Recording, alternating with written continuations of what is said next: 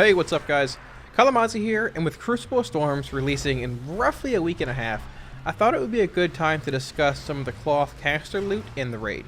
Even though there are a whopping 4 pieces total available to us, I was very surprised by one of them, and the others also have a few hidden features that seem to work in our favor as a whole. If you're interested in any of the weak auras or add-ons you see here, I'll have a link to my Twitch and Discord in the description where you can find them all. I will also place a link in the description to all the sims that I used here as well, as I'm sure most will want to see the actual trinket sims at the end of the video. Now let's get right into it. Let's start off by taking a look at the cloth gloves that drop from the first boss, the Fathom Dredgers. They are lacking a small amount of secondary stats compared to other items at a similar eye level, but they also bring with them a shield effect. Now the effect states that for every 10,000 mana spent, you gain a small shield with a max value of somewhere between 21 to 27k, depending on eye level. The thing is that as you can see here, I'm actually generating a small shield every time I spend mana, versus reaching the 10k threshold like the item actually states. This does help further increase the item's value a little bit. Mages could in theory cast Spell Steal, Priests could cast Massive Spell, although not as mana intense as Spell Steal, as well as other classes having large mana sink type abilities to generate a big shield. The one thing that concerns me a bit, however, is that it's not proccing off of Drain Life, as you can also see here. I do have a small shield built up, but whenever I cast Drain Life, which is consuming mana, and actually a good bit of it, the shield effect drops. I'm not sure if this is intended when it comes to mana intense spells, or just an oversight / bug, but it is something to keep an eye on once the raid is released. It also applies a small glowing bubble around your character, very similar to how Prydas actually looked in Legion. The second item we should discuss is a cloth pair of boots called Zexaz's, I don't know how to say it, Deep Striders. They, unlike the cloth gloves, do seem to have pretty much the same amount of secondary stats that other pairs of boots do at the same item level. They also bring with them an effect that increases your movement speed by 200 for every 20% health that you are missing. You gain 200 increased movement at 80% health, 400 at 60%, and the full 600 speed at 40% health. It is important to note that both the speed and health percentages do not change from normal to heroic to mythic, and it's also important to note that the speed it grants does indeed stack with other speed-based effects like the King's Rest Cloak I'm wearing here, Burning Rush, and Skystep Potions to name a few. While a speed increase might not seem like a huge plus, moving faster allows you to quickly move out of damage-based effects in raids, while also allowing you to shift faster to a spot if need be for an incoming mechanic if you're not at full health. There have certainly been times where speed effects have saved me in similar spots, so be sure not to discard the effect as useless. The Malformed Herald's Leg Wraps are the third item that I want to discuss, and they, like the final item we will discuss, bring with them an actual damage-based effect. I'm sure you've already noticed, however, that they only have one secondary stat on them, which is a good bit of critical strike, so we're certainly missing a decent bit of secondary stats to compensate for the on-use effect. The good thing is that the on-use is a strong one at that. It's on a 1 minute cooldown and opens a fissure beneath your character for 12 seconds, increasing your haste by a good amount. Moving out of the fissure, however, will cause it to collapse, dealing a decent bit of shadow damage to the player.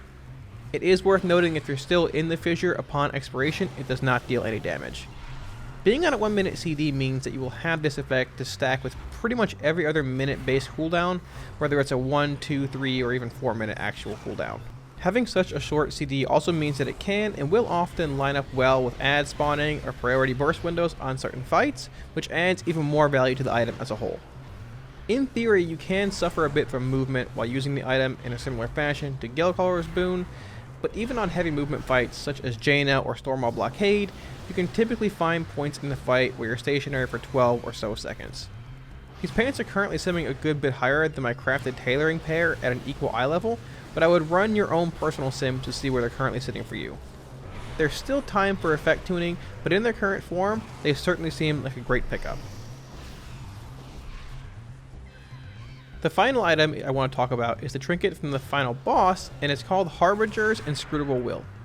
I will admit that I had not really looked much at this trinket until recently, basically meaning today, but in its current form, it's extremely powerful. First of all, it's an equip-based trinket, which means it does not have to fight for a spot when compared to Balefire Branch, Mage Fuse, or other on-use trinkets. Just merely taking a look at the damage it deals when compared to other equipped trinkets that are being used at the moment, it's easy to see just why it's so powerful.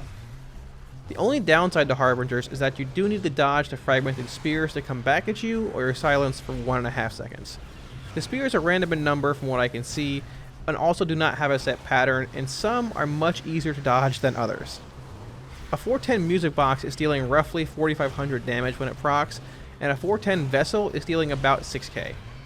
This trinket at 410 is dealing a whopping 21,000 damage. Now sure, there are different proc rates and things of the sort, but even in Sims, when compared to the other damage-based proc equipped trinkets currently, it just demolishes them. It's 600 DPS higher than a music box at the same eye level, and 650 over Vessel, Bloodshaper, and Nautilus. I then decided to sim it against the stat-based trinkets we have now, such as Crest of Paku, Conch, and Incandescent Sliver, and the results are very similar. We see it's about 200 DPS higher than a Sliver, which we all know was overvalued in a sense in Sims, while also being over 500 DPS higher than a Conch at the same eye level. The same goes for the Alchemist Stone and Crest of Paku. When looking at actual amount of procs we had, over the course of a 5-minute fight, our spear procced roughly 11 times with an average of 27.5k damage each time, accounting for just under 4% of our total DPS. Music box procced a total of 23 times, however each hit was roughly for 6k, accounting for about 1.7 of our total DPS. Even when looking at Vessel of Skittering Shadows, it procced 15 times on average for roughly 8k per hit, which accounted for 1.5 of our total DPS. Harbingers accounted for more than double both trinkets. You could technically combine both the Vessel and Music Box damage, and they would still be about 60,000 damage behind Harbinger's actual output. I obviously wanted to back this up in-game, and this is what I got from a little bit of time on a target dummy. The actual damage shown here is spot on when compared to actual Sims, barring the 5.9% overall damage contribution, which might be a tad on the high end and a bit skewed in-game. Having dodged the spears that are launched back at the player does give a bit of wiggle room, I feel, for some added power and damage, but in its current form, this trinket is an amazing choice. It will certainly be harder to see the spears if you're stacked or near melee, however, so be sure to keep that in mind on a fight-by-fight basis. Regardless of the potential drawbacks the trinket has, it currently looks to be the best single-target equip-based trinket we will have going into Crucible and beyond. The huge upside it brings is certainly worth having to dodge every once in a while, and even if you're silenced, 1.5 seconds is not an actual eternity.